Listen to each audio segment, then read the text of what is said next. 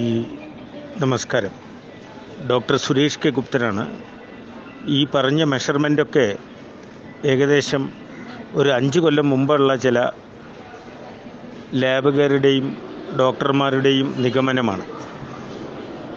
വിദേശ സയൻറ്റിസ്റ്റുകളും ശാസ്ത്രജ്ഞന്മാരുമാണ് ഓരോ മനുഷ്യൻ്റെ ശരീരത്തിലെ ഓരോ അളവുകൾ എടുക്കുന്നത്. ഇപ്പോൾ പുതിയ ഞങ്ങളുടെ ലേറ്റസ്റ്റ് റിസർച്ച് പ്രകാരം പ്രമേഹത്തിൻ്റെ അളവ് 140 ഫാസ്റ്റിംഗ്.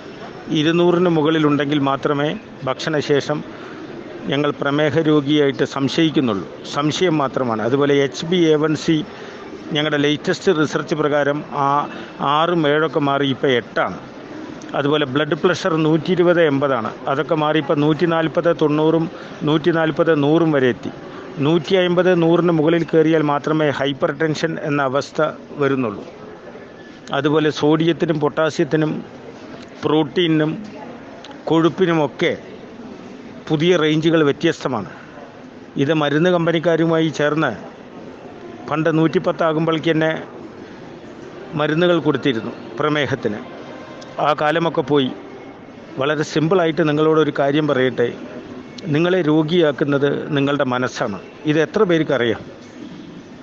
നിങ്ങളുടെ മനസ്സ് തളർന്നാൽ നിങ്ങൾ യുദ്ധം തോറ്റു.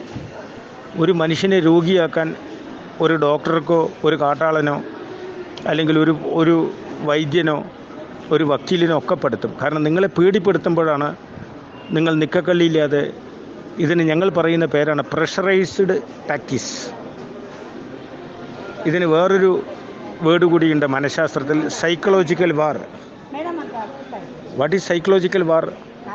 നിങ്ങളെ പേടിപ്പെടുത്തുന്നു. നിങ്ങളൊരു പ്രമേഹ രോഗിയാണ് എന്ന് ഡോക്ടർ ഉറപ്പിച്ചു, പ്രമേഹമുണ്ട്. നിങ്ങളൊരു ക്യാൻസർ രോഗിയാണ്, ക്യാൻസർ ഉണ്ട്.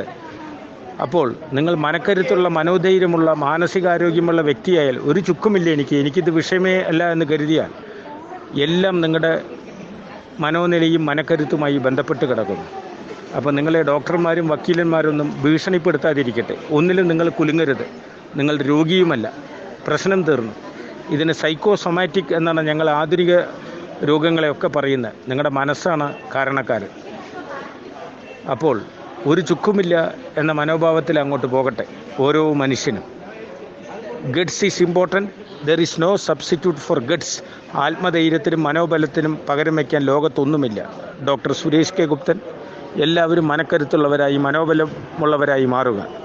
നിങ്ങൾ യുദ്ധത്തിൽ ജയിച്ചു കഴിഞ്ഞു. Thank U.